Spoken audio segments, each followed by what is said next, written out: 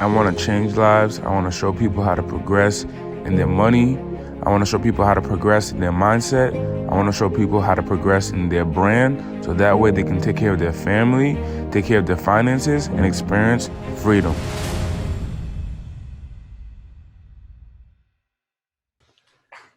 Today, our guest is Andy Audate. He is a published author, the Millennial Motivational Speaker, and he's also a serial entrepreneur. He's been featured on a lot of different shows.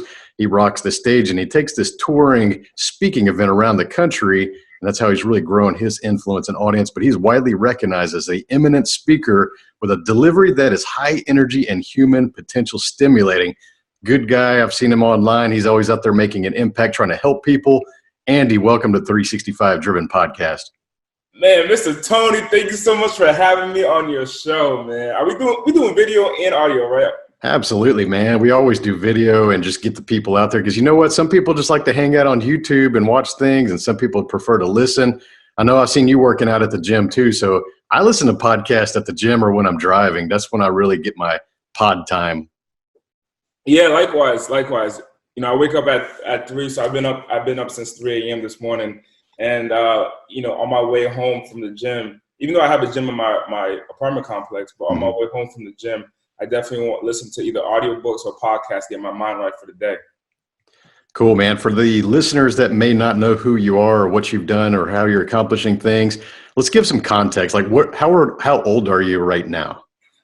I mean, my age is typically brought up in the room. I just had a call last night with a potential client that I'm working with. And she asked me for the demographic in the seminars that's in my room. And I said, typically, I just want you to know I'm the youngest person in the room of the events that I'm hosting. I'm the youngest person on stage. I'm the youngest person in the audience typically. But I'm 24 years old, Tony.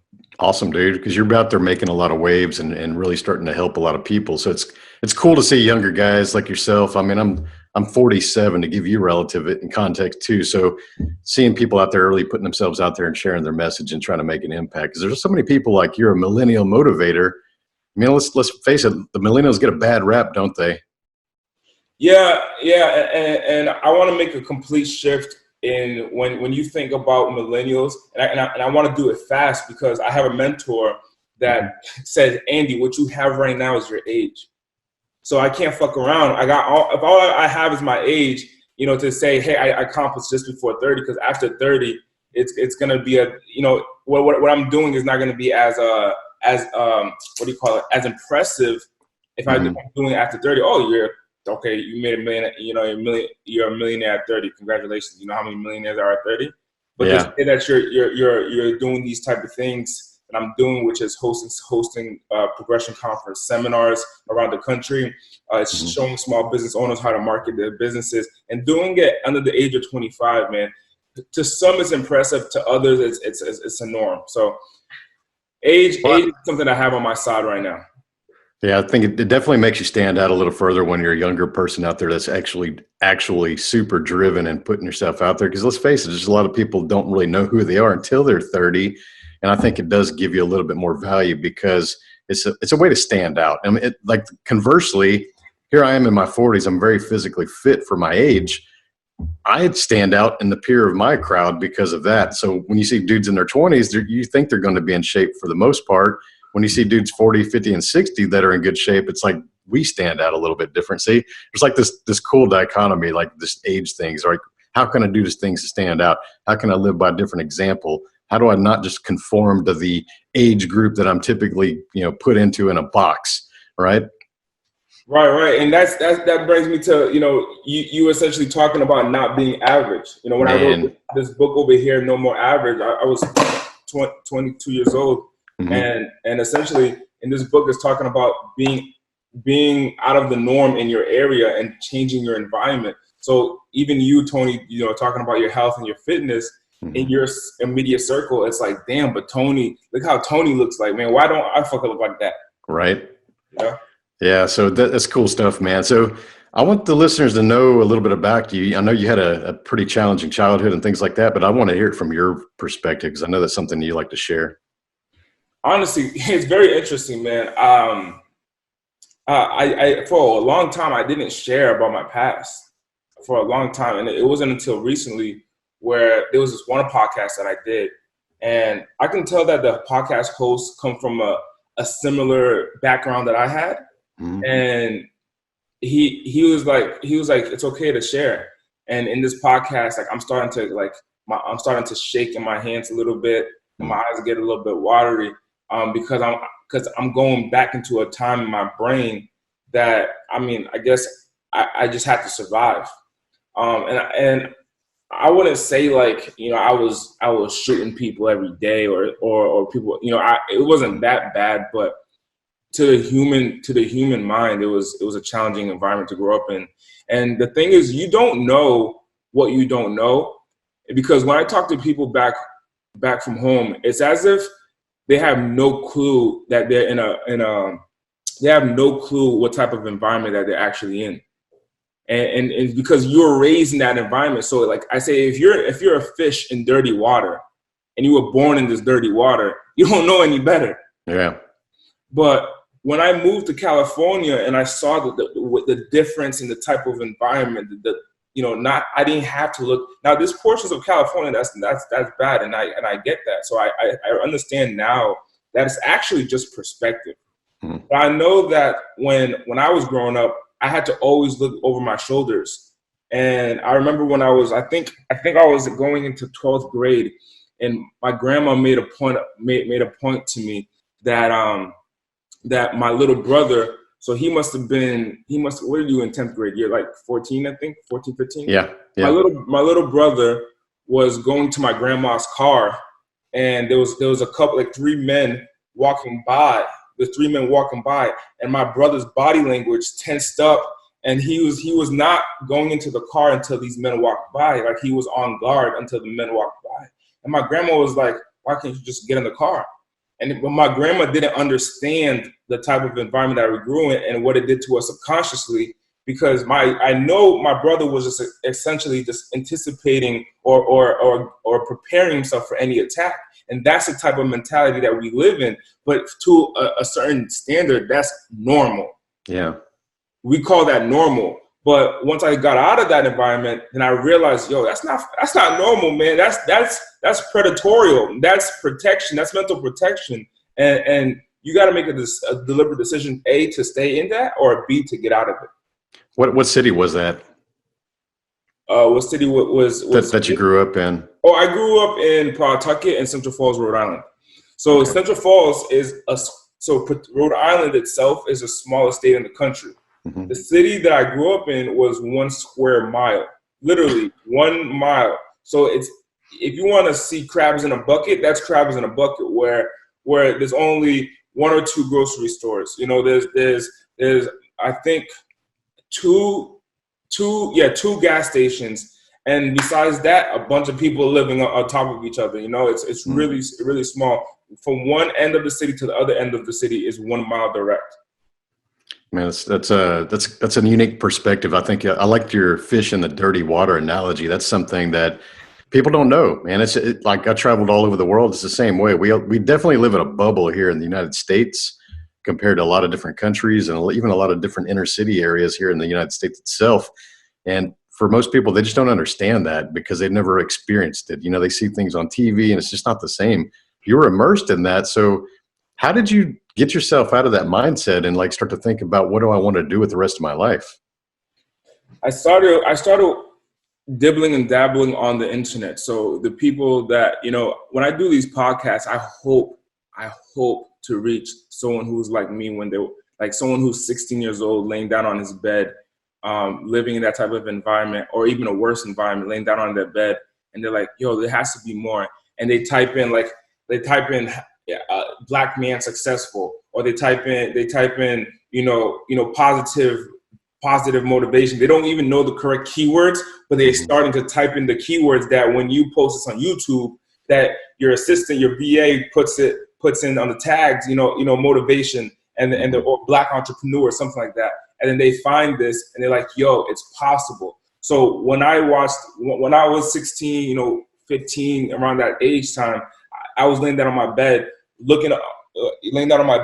my laptop on my chest, like looking up like different lifestyles, looking up positivity. Cause I was like, man, this shit's terrible, man. I don't feel happy. And I'm always on guard. Do you know what it feels like to constantly be uncomfortable? Well, I was raised with that. So I think when I transitioned out of that and became an entrepreneur, constantly being uncomfortable was so normal to me that being an entrepreneur with constant pressure on me was part of the game. Like I could feel it. That's great perspective, because I think of the same way. As I was a risk taker my entire life. So I was the kid that was jumping skateboards off of huge ramps and BMX and just crazy stuff. I probably should have died 20 times by now. Damn. But that kind of mentality and willingness to take risks and be a stunt man and live in that constant facing fear head on, that definitely has some impact on your entrepreneurial mindset and how to just take on more risks. You lived with risks. So when there's business risks, that seems a whole lot less than like jumping off of a roof or it's like we're getting beat up. Dude, like 50 Cent, Curtis Jackson, infamous rapper. Mm-hmm. He compares when he's doing a business deal, like for example, when he did the deal with Stars, it made him the TV show Stars Power. It made him almost $150 million. When he's in that boardroom doing this type of transaction and it's big and it's very risky, his whole estate can get washed out. He compares that the loss of what could happen to the death of his mom. And he says, if I went through the death of my mom, or he went through the death of his mom, then why can't he go through this bullshit? So, but the upside is so high that it's worth the risk. And then you end up seeing after, a few years, you end up seeing the upside and you're like, wow, like all glory, he's amazing. You'll worship his feet. But what he did was he took this amount of risk and he looked in the eyes of fear and said, look, I'm not going to be scared of this little thing that could harm me. And if it does, it's only going to be for a few months or a few years, and then I'm going to get over it. Then I'm going to go back to the top. However, if I win and the upside is so damn big, this is going down in history. Dude, I love that you have that perspective at your age, because I didn't start picking that up until probably around 30, 35 range. And we all tend to have that habit. We always look at what we're going to lose. Most people will hold on to something with white knuckles and just fucking hold on to something that they have and not be wanting to lose anything, but they're not willing to put that same amount of energy into going to get something new or growing or trying to expand their business or their personal brand. Like, they're so worried about the losses, they don't even look at the upside, man. And that's a great perspective. That everybody needs to have that. My biggest fear, man, is, all right, when I open up my book, No More Average, right? Mm-hmm. And I open up to right in the front to the introduction. It says, the first word in the introduction says, imagine this. You are laying on your deathbed with your eyes glued to the ceiling. That's how, welcome to the book. That's how. Yeah, punch you right in the face. Right. You want to see my mindset? Imagine you laying down in your deathbed, your eyes glued to the ceiling. Death is around the corner. It is soon to be your time. What is the conversation you have with yourself? It is based on one of the two. You realize that you live your life as the real you, or you live your life as the unfulfilled you. And I had an eye awakening or experience awakening a week and a half ago or 2 weeks ago for Thanksgiving, when the reason I went to the East Coast from the West Coast and during that time wasn't necessarily to go see family, but my grandpa was dying. And I went to go see him, and you can just see that he's just laying down and looking at the ceiling. Seriously, just straight up looking at the ceiling, and he's not talking much. And I know during this time, as in the time that he is talking, he is sharing hey, I'm just thinking about the fruits of my labor, what I did, what I have accomplished. He's the reason that my whole entire family's here. So we have, I have 6 aunts, 6 uncles, probably a lot of people in my family. Mm-hmm. But he's the reason we're all here, because him and my grandma came from Haiti and then planted their roots here. And then brought my mom and then my uncles and so on and so forth. Mm-hmm. So now I'm in the United States going after my purpose, my dream, because of the decisions that he made. Mm-hmm. You got to look at it from that perspective. The decisions that you make today can support other people or not. Had he not God came from Haiti, and it was a tremendous amount of fear, tremendous amount of energy going into a country where you don't speak the language, where you don't know anyone, and just landing here with a few dollars in your pocket, because once you convert the currency, you ain't got shit. So once so you got a few dollars in your pocket, you don't know anybody, you don't know language, but you know that you have a vision for a life better. I don't think he knew that. Maybe he did, but it would trickle into me being the first generation, the first person born in the United States in the family, and then the amount of people that I support. I don't say this arrogantly, but my seminars, my talks, these podcasts have changed people's lives for the rest of their life. Did my grandfather know that? I don't know. By his decision. So I share with you, Tony, and your audience, that the decisions that you make, people depend on you. That's powerful, man. It's no doubt he does know what you've been doing, and has probably had people already informing him all the things that you're out there working on. So don't rest easy on that stuff. But it is important, man. Anyone that's listening to this, obviously with this show, we're very growth minded, and I'm the tough love dude that's always giving them a dose and make them think about things. But that thing you just shared is powerful, because if there's something in your life right now that you're not happy with, realize that your lifestyle, if you're listening to this, is based on the decisions you made years ago. And the only way to change that is to make decisions today. We can't control the future, but we can control this moment. You and I are on this call. We're very present in this moment. This is the only thing we have at this moment. Most people kind of always think about the past. They live in the past, and they use that same narrative to really keep them from reaching their potential. Because here's the thing, Andy, I don't think a lot of people understand what their potential is. What would your perspective on that be? Look, I just did a podcast the day before yesterday, and it was one of the deepest podcasts, and it was a man. He's 50 years old, and we're kind of going back and forth on potential. And my belief is that, and mind you, Tony, I come from a youthful perspective, right? Yeah. I haven't got punched in the face as much as you have in your as far as life. Mm-hmm.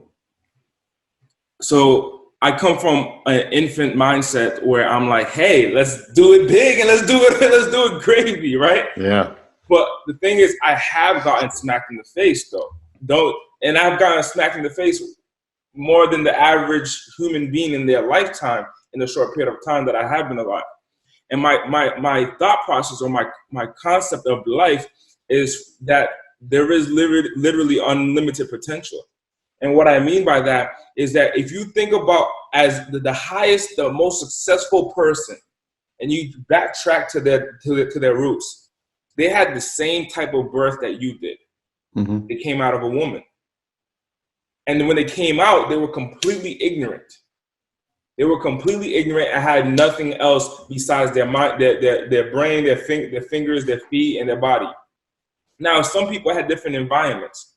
But that leads me to show that even if you backtrack to the most successful that came from an abundant, affluent environment versus the most successful that came from a poor environment, that means that the spectrum between the type of environments are far apart, but they still both ended up in the same type of successful bracket. Yeah. That means you can literally come from wherever. If you realize that you're a human being, you can come from wherever and end up hitting an umpteenth level of success. There is no determination. There is no a consideration besides your mindset. And I know that this may be challenging to understand for some people. So if I dumb it down for the in layman's term, essentially is that there is nothing that is holding you back besides you. By any means, whatever it takes, get to the top. And the top is where you decide where you want it to be. Roger Bannister, you know the story about Roger Bannister. Yeah. The miler, the runner. The 4-minute mile. It was unheard of that a human can run a 4-minute mile. Hell no, it's not possible a human being can run that fast. And then once he broke it, hundreds of people after him broke that because they saw that it was possible. Mm-hmm. But so my challenge to you is that in your brain, I want you to see that it's possible.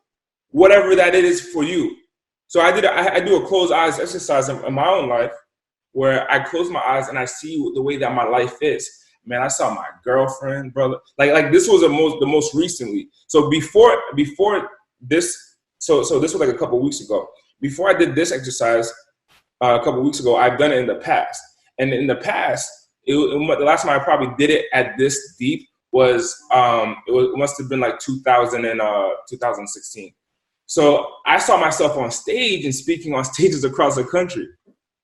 This was before I ever touched a stage, before I knew how to hold a microphone, before I knew any celebrity, or before I even had an Instagram account with more than 120 followers. I laid down, I saw myself on stage. Now I'm looking at my life and I'm like, yo, on my tour schedule, I'm hitting Houston, Dallas, Atlanta, Philadelphia. I'm hitting like over 32 events throughout the nation right now. We're not even in 2020, but it's for 2020. And I share that with you, Tony, because you have to see it so you can achieve it. And it starts right now. Man, that's good. I like that the visualization becomes the manifesting, and you get what you focus on. But I'm curious about, where do you think the desire to go stand on those stages came from? Was there something that inspired you as a younger kid that you saw that you said, you know what, I'd love to do that someday? Well, I was already doing it. I was the person in my environment. See, you know, like you see people like Malcolm X that would huddle people up in a circle in that impoverished area, and they're getting them to change their mindset, right? Yeah. Well, those type of people started doing that 14, 15, 16, 20, 25, 30. But I was the person that at 14, 13, 12, people talking about I can't. I'm like, bro, like, why can't you, man? Let me act like if you look at it from a different, like I'm telling you, I'm in 6th grade talking to people like, what if you look at it from a different perspective? Like, or like, why can't you go after your dreams? And they'll share with me a reason, and I would just say, like, they'll give me their reason. I'll be like, maybe he can't. That means I probably can't either. And I'm like, no, don't say that shit. Don't say that shit. Don't say that shit. And like, I don't know what I'm talking about, right? I don't know how to handle what's going on. Because right now, now I know how to handle it. I would rebuke that type of shit. But back then, I'm questioning things like, maybe you can. Then I'm also talking to people like, bro, I think you can. Just try it differently. Like, come up with a better mindset. At 12, now, that was what I was doing. Now, at 19, someone believed in me, Tony, and suggested that I open up a business. So I opened up a cell phone store. And within 18 months from opening up that cell phone store, I made my first $1 million. And during that interim, I was leading people. So I had an organization. I grew that business to 4 locations. I had 14 people working for me at one time. And I had 30 people, like 35 people in that year and a half coming in and out of my business working for me. Yeah. And throughout the whole entire time, I'm teaching them, I'm leading, I'm conversing. And that's where I started getting this presentation skill set. And I started really understanding that everyone was at a different level, because I'm teaching this one person who has 15 years of workforce experience. And I'm teaching them how to use the POS machine, which is the POS means point of sale, the computer. And then I'm teaching someone who just got out of high school or is currently in high school, and they can only work, after 2 p.m. at the mall. So I'm teaching these different levels, and I'm understanding, like, I have to talk to people differently. So once I got to be able to understand how to break it down in the most layman's terms, just simplify things. The simplest terms, I got to understand how to present in front of people and then get it across. So you can see that I'm talking about some complex things here, Tony. Some different ways of thinking, some spiritual ways of thinking, and I'm making it so simple that people that are listening to your show are like, that's an interesting way to think. Yeah, that's good, man. I had a little dose of that too. It came from my mother. My dad was definitely the physical, the disciplinarian, show up on time, be respectful, that kind of thing. And, military gunnery sergeant in the U.S. Marines. And then my mom, Japanese immigrant, she was always the one that, she came here as half Japanese. And she came here as like the dreamer, she's like, the United States is the best country and you can do anything you want. Like, don't make any excuses, because there's a lot of things in her past, being a Japanese woman from that era, that they didn't get the education opportunities. They basically took you out of junior high and basically made you work on the farms. So she valued education. So she was the education disciplinarian. But always remember being a kid, my mom telling me, you could be the president of the United States. You could be a spaceship, astronaut. You could be whatever. She's always had these big dreams of just whatever you could do, right? And And I'm just thinking that's just mom talk. I think most moms, that's just mom talk. But Yeah. I never really believed any of that stuff. I just knew that it was possible. So I think that definitely benefited from having a mom who was a big dreamer like that. But the other also thing is we didn't grow up with any money. My mom worked in the public school system, cafeteria lady, but we lived in a town with a good school system, just on that reason to get the education for me and my sister. So we lived in one of the worst neighborhoods in the entire city. But the thing is, Andy, is I was able to see the proximity. There was some affluent neighborhoods nearby that I could get on my bicycle and go ride around on. So I saw things that existed. It wasn't just on TV. I wasn't just like watching Miami Vice and looking at mansions on TV. There was mansions within miles of where I lived. So I knew that they existed. So that kind of made it a little bit more reality that was potential there. But instead of me going, man, I'll never be able to afford that, I can never do that, I always thought of like, how can I do that? What did those people do that made them be able to afford that kind of lifestyle? And I started always just asking a lot of questions and was really curious. I'm going to guess that you were very curious yourself. Yeah, man, it comes down to the questions and the question that you ask yourself, because the question that you ask yourself, you will find the answer. Your brain is so smart, you will find the answer. I have and I can tell where someone's at just by the questions they ask. Totally, dude. Right? Totally, man. I'm talking to a potential client, right? So in my organization, we're sales driven, and I'm in the point of growing the business. So I still talk to clients every single day. In 24 minutes, I have a client call. And I'm on this call with a potential client, and to work with me, it's upwards of $10,000, $11,000 to $25,000 on the individual level. Mm-hmm. For corporations, is much higher. And once I shared the investment opportunity, the first thing that the person said was, I can't afford that. And I said, you know what? You are right. Because someone else says, Andy, that's very interesting. I do want to work with you. I got to figure out how to make it happen, though, because I'm not in a financial place. So you got two types of people that I'm talking to. One says, I can't afford it. Other person says, Andy, I got to figure out how to work with you, man, and make it work. And you can only serve the one. You can only serve the one because the other one has already got it in their mind that they can't make that investment. And I like that you called it an investment opportunity, because that's a key word that really plants an anchor in the right person's head. Because here it is, dude, like you talked about, going to college and things like that. Most people are willing to go write a check for $50,000 to $100,000 to get a 4-year education, learning from middle managers who have never touched success in their lives. And that's okay. That's socially acceptable.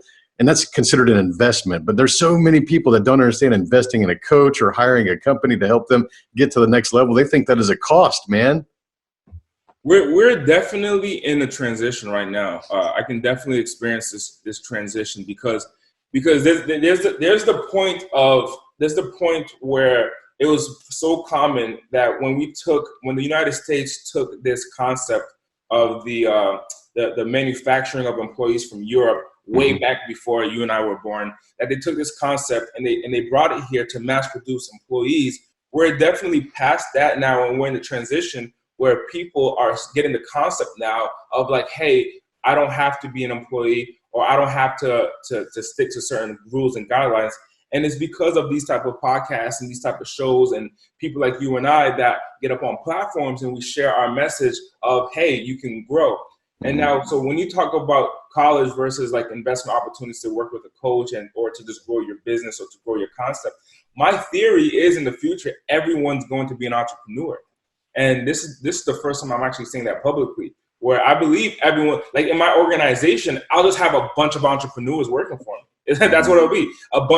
So I'll be the leader and then I'm their client. That's how it's going to be. So I'm going to have an assistant who my assistant runs her company and she's the boss of her company, but she may be a solopreneur, but she's the boss of her company. She has that feeling of authority over her time and so on and so forth. And we are just going to be focused on results. It's a result-driven economy, not a time economy where it's measured by time.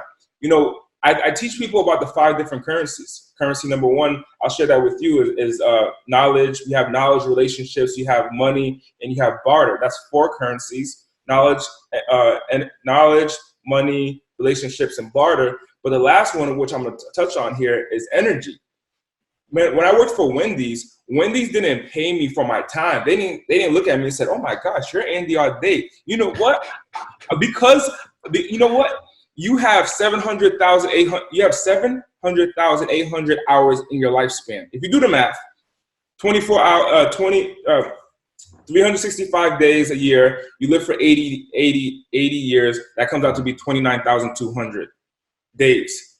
29,200 days, multiply that by 24, that's 700,800 hours. Mm-hmm. Out of the 700,800 hours, Andy, I think you're so valuable, I'm going to pay you $7.40 per hour of your life. Because you're 16, I find you that valuable. They didn't give a fuck about my time.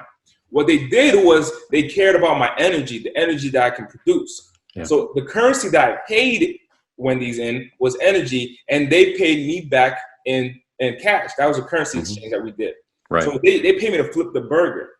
You got to take your energy and you got to ask yourself, what are you going to use it for the future? I believe in the future, everyone's going to use the energy and say, I'm producing it for me, not for that person. And the mindset's going to be, I got to be an entrepreneur to do that.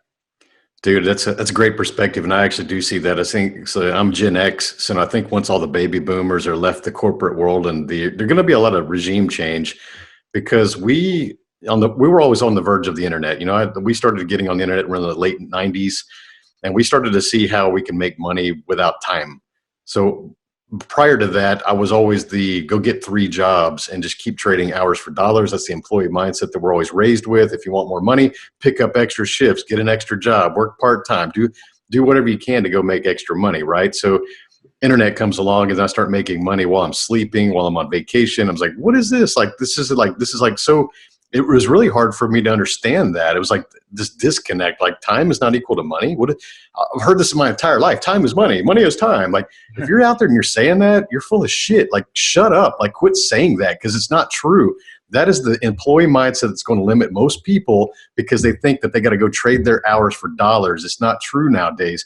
We can get paid. You and I are probably getting paid just having this conversation right now, and we're not having to show up somewhere where there's a 9 to 5 posted on the front door.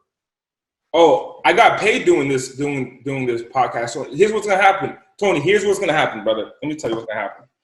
You're gonna post this podcast. I'm recording it too, so I'm gonna post this podcast. Now, we'll send an advertisement out. They're gonna be like, "Oh, I'm interested in what Tony has to say. I'm interested in what Andy has to say." They go on both of our Instagrams. They follow us, right? Mm-hmm. I don't know if you use this podcast personally, but they might go to 365 Driven. Yeah. And go to 365 Driven, they follow you. Then in a couple of weeks, you post something. You and I do a joint venture together, and then there's somebody right now in Houston that's listening to this. You and I do a joint venture together, and then they say, "Oh my gosh, it's an opportunity to see Andy and Tony. I'm going to be part of that. What's the investment?" Well, the value is so damn high. It's $1,000 just to get in. Damn, $1,000? I don't know. I'm not too sure if I should. They go back and they listen to this. I'll figure it out. They heard what we talked about earlier. Yeah. You know what? I got to figure it out. They go figure it out. They get the $1,000. They do the $1,000. You and I in that joint venture that we did, we split the funds. Boom. I just made $500 because of this podcast. But then a bunch of people did it. So they went from 500 to 5,000. Mm-hmm. But I grew my platform. You grew your platform. Our joint venture got bigger. It went from 5,000 to 550,000. Oh my God, bro! This podcast paid me $50,000. Dude, people don't think that way, and that's awesome that you're in that mindset, because it's so true. I always think about LTV of customers too, because when people get on your trail and they're following you, they're buying your products, they want to work with you, they're telling their friends that the LTV value, lifetime value, for those people who don't know what that acronym means, is like, you know, for working with coaching, things like that, I'll be making $50,000 for each person that works with me as a one-on-one. If they just heard this one episode, maybe 3 years from now, it paid for itself. You know what I mean? Like, people don't think, they always want that instant gratification, don't they? They don't think about long-term. Exactly. You know, I tell people, you got to write a book, for example. I wrote this book in 2017. I wrote this book, right? Mm-hmm. And a couple of, maybe what time is it right now? So about 12 hours ago, I get a message, and the person, it was someone from my team who reached out to this person. She did not know who I was. I had her name in a list. She did not know who I was. I didn't know who she was. But I had her name in a list from a campaign that we did. Now, in that list, she gets a message from my team to get on a call with me. So what that woman does is she said, I'm going to talk to Andy now I'm actually booked a couple weeks in advance. So now I'm booked almost near January. So during that time, she buys my book on Amazon. She opens it up, understands my thought processes from when I was 22. I get on a call with her. I present an investment opportunity to work with me. She invests with me. Was it worth it for me to write the book? Of course. Absolutely. And I got paid. That was just one deal out of hundreds, if not thousands of deals that I've done. Now I share that with you in the audience, not to impress you guys, not to gloat or talk about my finances or talk about my business. I'm talking about the concept of money. There's a difference in understanding. When I was 15, 16, I understood money as the time that you were talking about, Tony. Like, hey, I got to go work at Wendy's and spend hours and so on and so forth. No, now money has completely changed where you got to give value over the dollar. Give constant forms of value. And now you'll recognize that the more value that you give, that's being able to spun without you having to use up your energy, my gosh, you're going to become wealthy. So when I do this podcast, I'm giving tons of value that can be played over and over and over and over. And I could die and I could still, keep getting played over and over, tons of value to different people. But I'm only talking to one person right now. I'm only talking to one person. I'm talking to Tony and the listener. And it's only one listener at a time. Yeah. Dude, that's a perspective that I wish more people have. It's a great one to hear because most people just want to be traded, basically want to have a transactional thing. Like, I'm going to be I got 1 hour. This is what it's worth. They just have this transactional mindset around money and making money, and they don't create that value. The thing about a book, I wrote that book, Mine Side Hustle Millionaire, came out in May of 2018, sold over 5,000 copies the first year. But the thing is, it's just like you, Andy, when people find you or they meet you at a speaking event or they hear you on a podcast, they already feel like they know you because they've already read your book. They've already gained some familiarity. They already can hear your voice, especially if we're on shows. People that I've never met before will come up and they legit know who I am, and I'm comfortable with that. It was a little bit odd at first, I'll admit, like people coming up and like wanting their photo with you and knowing who you are and knowing how you think, and you don't know who they are because I'm somewhat of an introvert, even though I can get on stage and like light it up. I like to charge up and do solitude and just focus on things and be quiet, and I'm okay with that. But I'll tell you, when they come up and they know you and they tell you that you've changed their life, you've impacted them, or you made their business more successful, and you never had a conversation with them before, dude, that is an impactful thing, man. 100%. And I train speakers to share their message, to write their book. I teach people how to do that. I have, I don't know, maybe 25, 30 authors under me right now. Mm-hmm. And look, when you have a message for the world, you have to share that message, and there's a group of people that's going to consume your message. I don't think that it has to just be consumers and producers, and the producers at the top. See, the reason you and I are even on this podcast, Tony, and speaking is because we're both producers. Mm-hmm. And you see on Instagram where the people that are constantly liking your stuff, and you go to that page and there's 0 posts and picture of their dog as their avatar, and like they're hiding behind this avatar. Straight consumer, adding little to no value. The only value that they're adding is maybe puffing you up a little bit, puffing me up a little bit. But besides that, no value into the space. I'm doing a personal development study right now. And in the personal development study, we talk about the valuable final product, or final valuable product, which is an exchangeable product. It could be your knowledge. It could be your energy. It could be your barter of a service or a product, the exchange of a service or a product. It could be your relationship. What value are you adding to the world? And I ask that to the person that's listening. What value are you adding to the world? I promise you, it is not these 60 minutes that you're getting paid $15.22 at your fucking job. Dude, let's give somebody some tactics here, because you got two people here with experience stepping out and showing that value and being a creator. There's a lot of people out there that have that hesitation because they're so worried about things. So what do you tell someone that has that story that is afraid to putting themselves out there to share it? I want you to to listen to this very carefully. Close your eyes and think about the time that you're laying down on your deathbed. And you're 68, you're 95, you're 92, whatever age that you're laying on your deathbed, you physically are nearly incapable of moving. Think about what the whole journey was from the age that you were 8 years old all the way to that point. The decision that you're making today to live underneath your potential, is it worth it? The vision that you have, the idea that you have, I'm going to do it tomorrow. You and I both know that you would have done, that's what you said yesterday, and the day before that, and the day before that. So what's going to be different tomorrow? No, you're not going to do something different tomorrow. Think about the time that you're laying on that bed. Is it worth it for you to go in this direction? Because you know every single day that you don't go after your purpose, that you don't go after your dream, you're not only affecting your fucking life, you're affecting people that depend on you. Had my grandfather been scared and not come from Haiti, I would not be here in front of you impacting millions of people in my lifetime. There are people that are depending on you. Act now or forever hold your dreams. Dude, that's powerful, because there's so many people that, here's the thing, we'll never regret the things we tried and failed. We never will. It was a lesson. We learned something. We cut the black eye. It healed. No permanent damage done. You lose money, big fucking deal. We can go make more money. But you will always regret the things that you didn't do. I mean, even at your age, you'll probably look back at maybe some girl you didn't ask out that you knew you wanted to, or maybe there was an opportunity you passed up and you just didn't do it. So 47, I'll tell you, the only things I regret are the things I didn't try. That's so true, man. That's you know, there's actually an experience that I had about me, like overcoming fear and learning about fear and stuff like that. So in 2000, when I moved to Cali, I'm living in this. Well, I still live in a luxury apartment, but I was living in this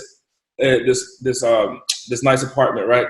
And I enter my apartment, and I go into my suite, and there's a feeling over my body as I go to the mailbox. Now, I don't know why I want to go to the mailbox, but I just go to the mailbox.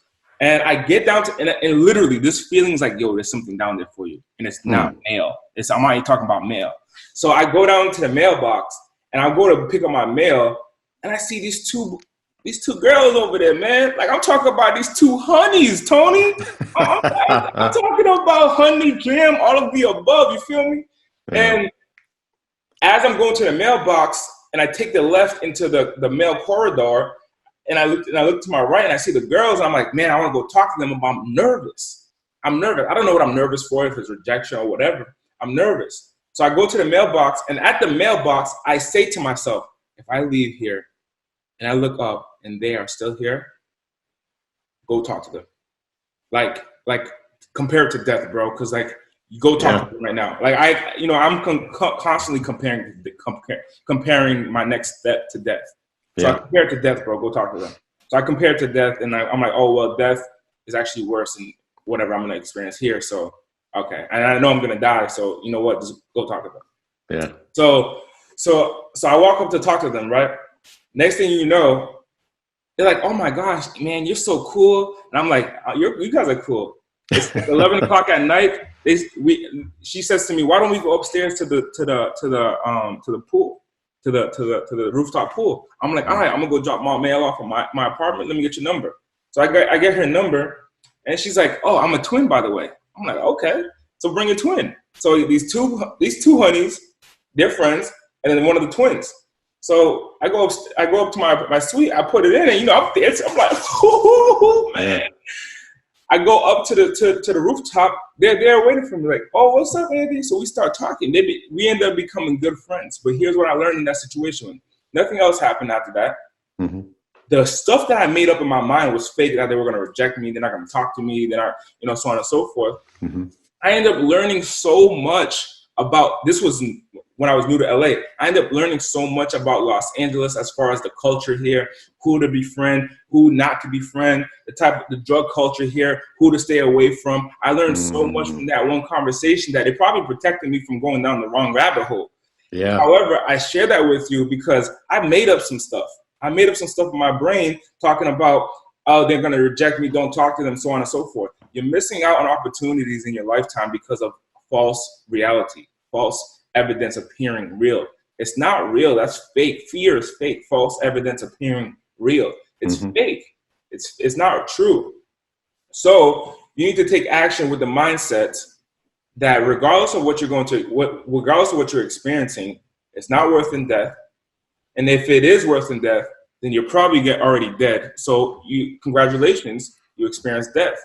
Now, if it's not worse than death, going to talk to a girl, going after your goals, going after your dreams, starting up that business, going after that woman, going after whatever, buying that car, starting that business, going to the next level in your business. If it's not worse than death, then take action so that way you don't have that regret. And you get to see what God has for you that gave you that feeling in the first place of going to experience that. See, God has something for me where God was showing me something, showing me a lesson that fear is fake, number one, and also what I was learning from them that could have took me down the wrong rabbit hole and not had me be here in front of you today. But I stopped. I stopped and I said, look, I have this feeling, this innate feeling to do this. So if you're listening to this on your home, on your drive home, you're working out, you listen to this, and you've been thinking about your vision, you've been thinking about your growth, you've been thinking about your next level, understand it's a necessity. And the funniest thing that I'm looking at right now is a Zoom meeting ID. It says 365-2019. 365 days. You have it's year 2019. We're nearing the end of 2019. We're going into a new year. We're going into a new decade. This right here is the best opportunity for you to take advantage of your life. Right here. The best time, the truest best time was when you first thought about it, but that's in the past. Now is your only time. 365, 2019, brother. This is going to go down in history for 365 Driven, I hope. Oh, 365 Driven. Oh, no, that's... Dude. Wait, is this your meeting ID? Yeah, man. This is like your... Yeah. Oh, okay. Yeah, but you know what? All that makes sense, and there's a reason I use that name, the 365 Driven, daily driven, and dude, I love that because you talked about the just overcoming fear. Mel Robbins has a good book, The 5-Second Rule. It helps people snap out of those things, the negative self-talk that keeps us from doing things.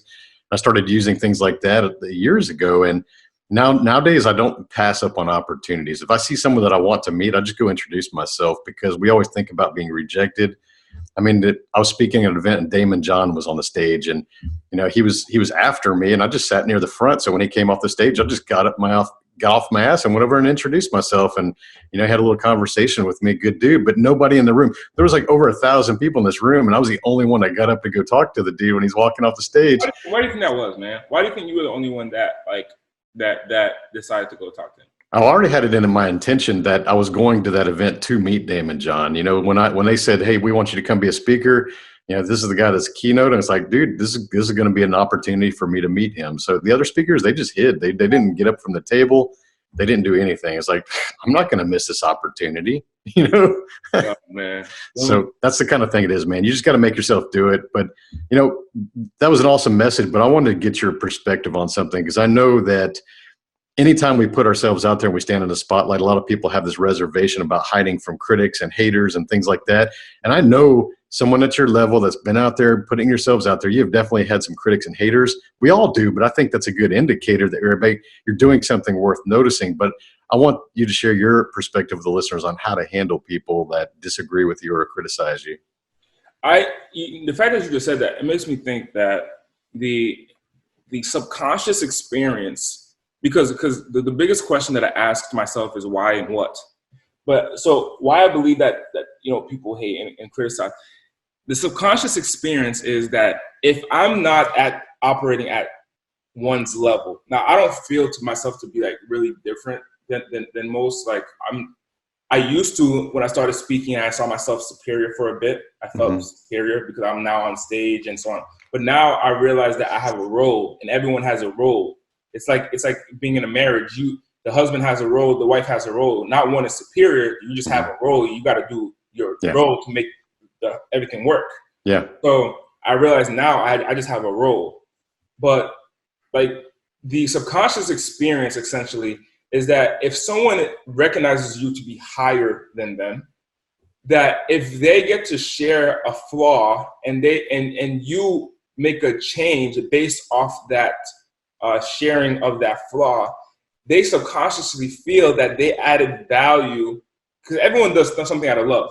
They subconsciously feel that they added value to your growth.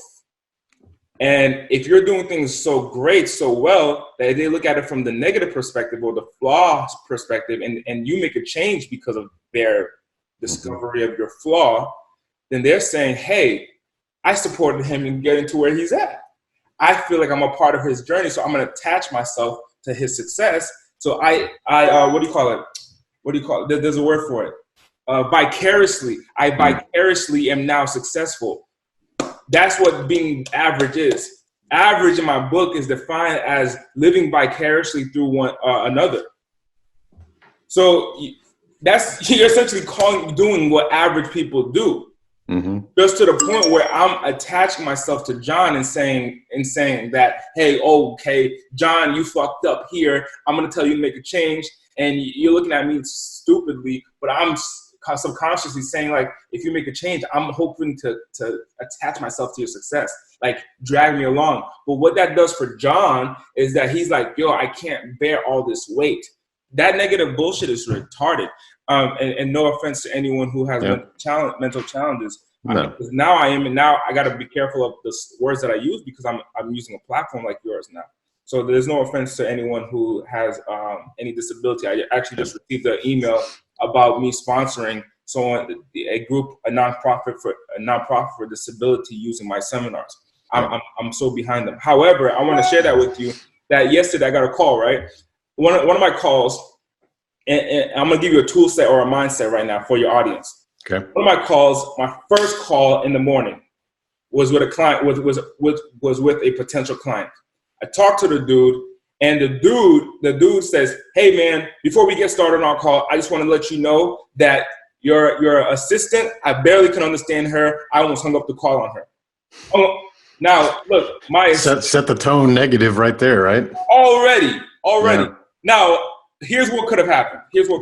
I could have took that and said, "Are you fucking serious? Oh my gosh!" Like, oh, okay, I'll change. I'll change. Like, as if something's wrong with me. Right. My assistant doesn't live in the United States. My assistant lives in Argentina and has an accent. And when she started working for me, I could barely understand my assistant, right? But let me tell you something with me. It's about progression. It's not about perfection. It's about progression. Today, her English is so amazing. Her work ethic is so amazing that whenever I slip, she picks me right back up. I give her a plastic bag, she turns it into a water bottle. Like, she is amazing and on point, and she has my whole business organized to a T. I give her a scrambled list of people, she turns it into an Excel spreadsheet, color-coded, columns on point, boom, on point. But somebody could come to me and say, "I didn't understand your assistant. I almost hung up the phone." And I said, "Hey, but she got the appointment though." And he's like, "Yeah, but I almost hung up the phone. Like I was so close to pressing the end call button." I said, "But you didn't." Yeah. And not only did you not, I see on my CRM system, my computer here, that you feel that she asked you a bunch of questions and you answered each question in detail. So I'm actually going to congratulate her, man. Thank you so much for bringing it to my attention. Yeah. And I'm like, but he's like, "Yeah, all right, let's get on with the fucking call." Yeah. And he's trying to give me that negative vibe, but my mindset is on changing the perspective to what's positive about the situation. So in any situation, you got to look at what's positive. I was driving down the street a couple of years ago. I was driving on the highway to go meet with somebody. He's a successful dude. And my house is 20 minutes behind me. The destination is an hour in front of me. My car breaks down. I'm on the side of the road. I got to put antifreeze. Every 15 minutes, my car breaks down on the side of the road. I got to keep putting antifreeze. I got two options. Put antifreeze, drive back home. I'll make it home safely and call and cancel the appointment of the successful person that just happened to put me on the calendar, just made it work today. Or keep trucking along. So you know what I did? I kept trucking along. And my perspective during that time was, this is going to be one hell of a story on stage to talk about determination. Hell I'm yeah. teach people with this situation. And today, guess what I'm doing? I'm teaching people with that situation. Hey, look at the perspective in a positive, change your perspective to be positive. You'll change your life. Dude, that's powerful. If people want to find you and what you're doing in this world, what's the best way for them to find you? Go to progressionticket.com. When you that's where you're going to get to see me in person live. It's a whole different experience. If you like this podcast, I hope you do. Yeah. I hope you do. 365 Driven is no fucking joke. Tony is no joke. He's bringing the fire, the heat. I see his stuff on social media. He's bringing the fire to the heat, and I know, Tony, it's not easy, so I acknowledge you. Well, go to progressionticket.com. Get to come to the conference. Or just come and see me on social media at Andy Audate, Audate, Andy, Audate, Andy Audate. But just go to progressionticket.com, and that's the first place to start. Awesome, Andy. Well, man, I enjoyed having you on the show, and I know you impacted some listener out there, and it's going to make a change in their life, no doubt. And I can't wait to collab with you a little bit more, man, and get to know you some better. And maybe there'll be a 2020 mission for us. Dude, we got to do something for 2020, especially if you're in Houston, man. Awesome, dude. Well, have a good day, man. Thank you so much, Tony, for the opportunity.